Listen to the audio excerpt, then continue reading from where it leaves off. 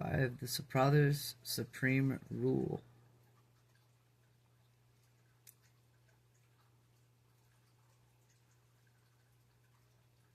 I do have to say this one last time from the other paragraph. Therefore, man's nearest and dearest approach to God is by and through love. For God is love, and all such unique relationship is an actual experience in cosmic sociology of the creator-creature relationship, the father-child affection. Love that. All right, on to the Father's supreme rule. In his contact with post-Nirvana creations, Universal Father does not exercise his infinite power and final authority by direct transmittal, but rather through his sons and their subordinate personalities. And God does all this of his own free will, and any and all powers are delegated. If occasion should arise, it should become by choice of the divine mind, and could be exercised direct, but as a rule, and such only action takes place as a result of failure of the delegated personality to fulfill the divine trust. At such times, and in the face of default, and within limits of reservation of divine power and potential, the Father does act independently in accordance with the mandates of his own choice, and that choice is always one of unfailing perfection of infinite wisdom. The Father rules through his sons on down through the super universes and organizations. There is an unbroken chain of rulers ending with the planetary princes who direct destinies of the evolutionary spheres. The Father's vast domain, it is no more of a poetic expression that explains the earth is the Lord and the fullness thereof. He removes kings and he sets up kings. The Most High rules in the kingdoms of men and in the affairs of the hearts of men. The Universal Father may not always have his way, but in the conduct of destiny of a planet and divine plan, he prevails. The eternal purpose of wisdom and love triumphs over all. Jesus said, "My Father, who you gave them to me, is no greater than all, and no one is able to pluck them out of my hand." That is beautiful. Again, Jesus said, "My Father who gave them to me is greater than all, and no one is able to pluck them out of my hand." He's talking about your souls. As you glimpse the manifold working, the view and staggering immensity of God's well-nigh limitless creation, you may falter in your concept of primacy, but you should not fail to accept him in all the securely everlasting enthroned at the paradise center of all things, and therefore is a beneficent beneficent. There's no beneficent there, just beneficent. Like you benefit from him all the time.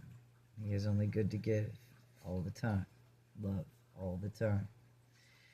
Father of intelligent of all beings, there is but one God, Father of all, who is above all and who is in all.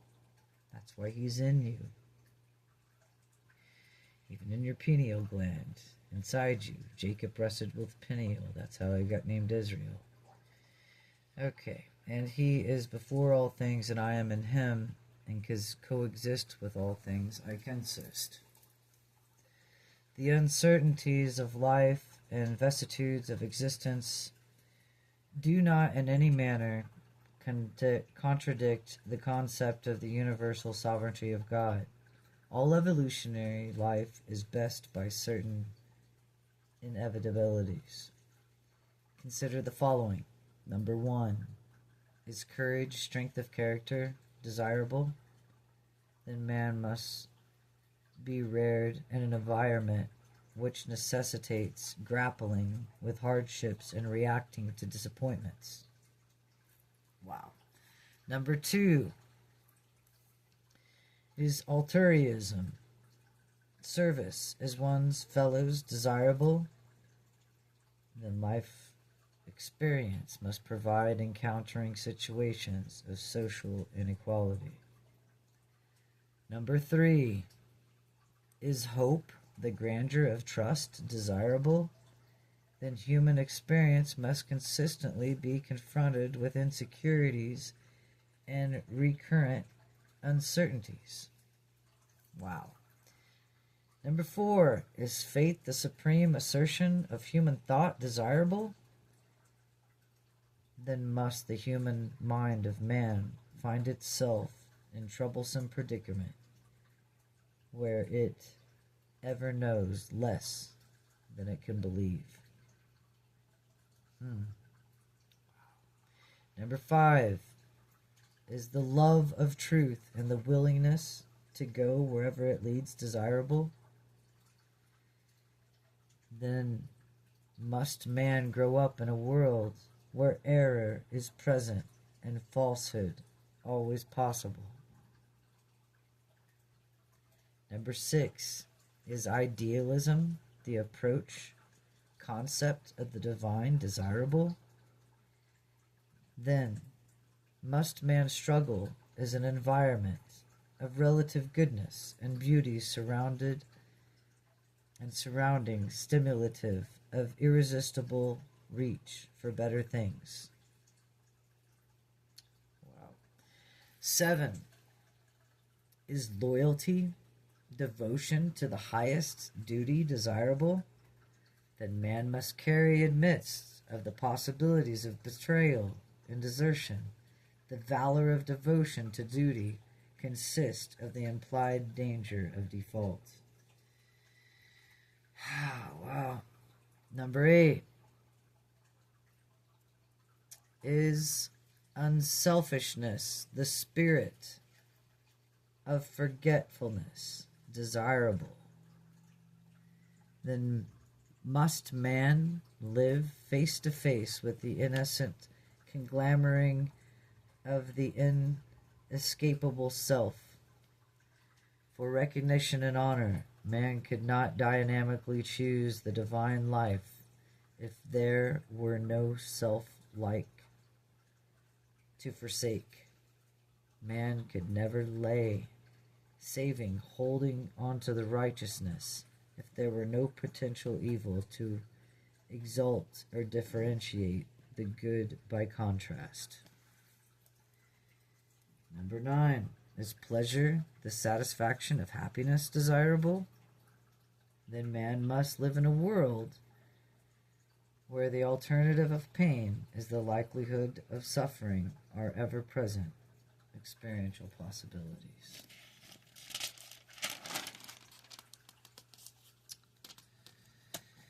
Throughout the universe, every unit is regarded as a part of the whole. Survival of the part is dependent on the cooperation with this plan, the plan of purpose of the wholehearted desire of the perfect willingness to do the Father's divine will. What did Christ say? I'm about my Father's business. His will be done on earth as it is in heaven. So, the only evolutionary world without error is the possibility of unwise judgment. Would be a world without free intelligence. In the Havana universe, there are 1 billion perfect worlds with their perfect inhabitants. But evolving man must be fallible if he is to be free. Free and inexperienced intelligence cannot possibly at first be uniformly wise. The possibility of mistake and judgment, evil, becomes sin only when the human will consciously endorses and knowledgeably embraces the deliberate and moral judgment. The full appreciation of truth, beauty, and goodness is inherent. In the perfection of the divine universe, the inhabitants of Havana world do not require the potential of relative values of a certain choice stimulus. Such perfect beings are able to identify and choose the good in the absence of all contrastive and thought-compelling moral situations. But all such perfect things are in moral nature, the spiritual status, what were there by virtue of fact of existence. They have experientially earned advancement only within their inherent status. Mortal man earns even his status as an ascension candidate by his own faith and hope. Everything divine which the human mind grasps and the human soul acquires is an experiential attainment. In other words, you got to experience it to attain it. It is a reality, personality, experience, and therefore is unique possession of the contrast to the inherent goodness of the righteousness of the inherent personalities of Havana. The creatures of Havana are naturally brave, but they are not courageous in the human sense. They are not inadequately kind and considerate, but hardly altruistic in the human way. They are expectant of a pleasure future, but not hopeful in the existence manner of the trusting mortal of an uncertain evolutionary spheres. They have the faith in the stability of the universe, but they are utter strangers to that saving faith whereby the mortal man climbs from the status of an animal up to the portals of paradise. They love the truth, but they know nothing of its soul-saving qualities. They are idealistic, but they were born that way. They are wholly ignorant of the ecstasy of becoming such an exhilarating choice. They are loyal, but they have never experienced the thrill of wholeheartedly, of indulgently devotion to the duty of the face of temptation or to default. They are unselfish, but they never gain such levels of experience by the magnificent conquest of the belligerent self.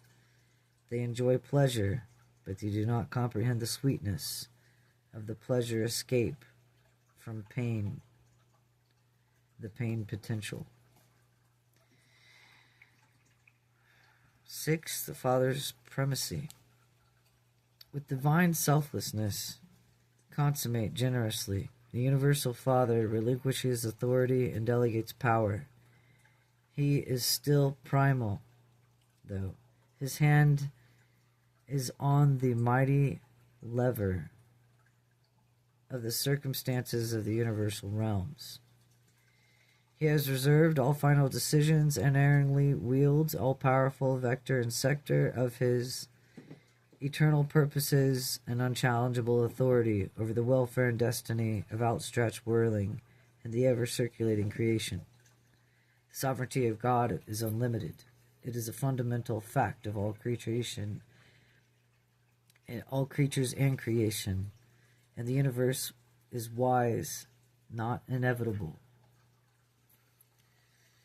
The universe is not an accident, neither is it self-existent. The universe is a work of creation.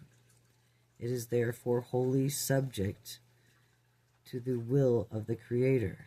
The will of God is the divine truth, living, loving. Therefore, our perfecting creations of the evolutionary universe is characterized by goodness, herein the nearness to divinity by potential evil, remoteness from divinity. All religion philosophy sooner or later arrives at the concept unified universe rule of one God universe cannot cause be lowered to the universe effects. The source of the streams of universe life and of the cosmic mind must be above the levels of their manifestation. The human mind cannot be consistently explained in terms of the lower orders of existence of man, but can truly be comprehended by only recognizing the reality of the higher orders of the thought and pervasive and purposeful will of man as a mortal being, and inexplicable unless the reality of the universal Father is acknowledged. The mechanistic, mechanicist.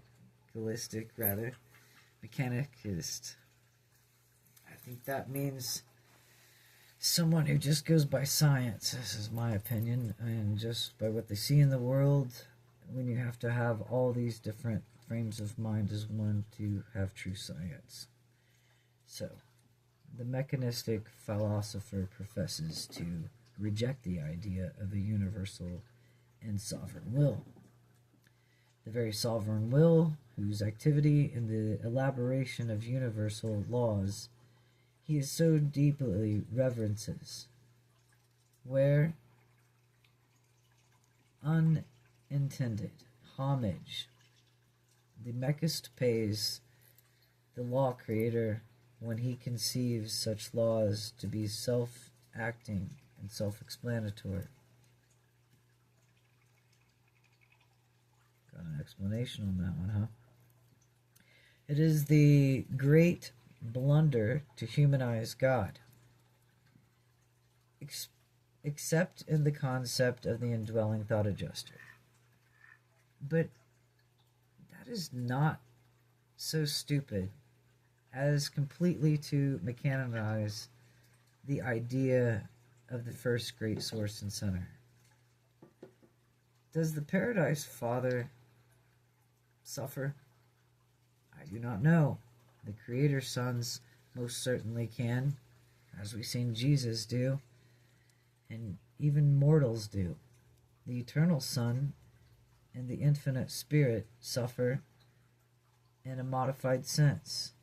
I think the Universal Father does, but I cannot understand how. Perhaps through the personality circuit or through the individual of the thought adjusters on other bestowals of his eternal nature. He has said of the mortal races, "In all your afflictions I am afflicted." Sounds like he suffers with you because he's one with you, looking out of your eyes, feeling everything you feel because he's one with his creatures. And I'm just going to put that out there myself. He is unconsequently experiences a fatherly and sympathetic understanding. Well, if you're watching a movie, do you not feel sympathy for the creature in the movie? And do you not cry as if you are that creature in the movie? So thus is God only 10 times more because he actually feels your pain and he's not just in a movie. He's with you. Okay? He is unquestionably experiences a fatherly and sympathetic understanding towards all of his creatures, and he does suffer truly, but I do not comprehend the nature thereof. I do. I have an idea, so I guess none of us from the finite mind, right, can comprehend how truly and beautiful he is and he feels for all of his creation. So the infinite, the eternal ruler of the universe of universes is power, form, energy, process, pattern, principle, presence, and idealized reality. But he is more, he is personal, he exercises a sovereign will, he He experiences self-consciousness of divinity, executes mandates of the creative mind, pursues the satisfaction, the realization of an eternal hope and purpose, manifestations and manifest a father's love and affection for all of his universal children across all universes. In all these mere and more personal traits, the Father to be better by observing, and he more than understood them, as they were revealed in the bestowal of the life Michael, which is Christ Jesus, your Creator's Son, while he incarnated on earth, on Urantia.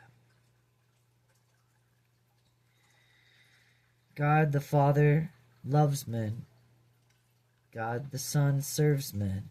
God the Spirit inspires the children of the universe to the ever-ascending adventure to find God the Father by the ways ordained by God the Sons through ministry of the grace of God the Spirit.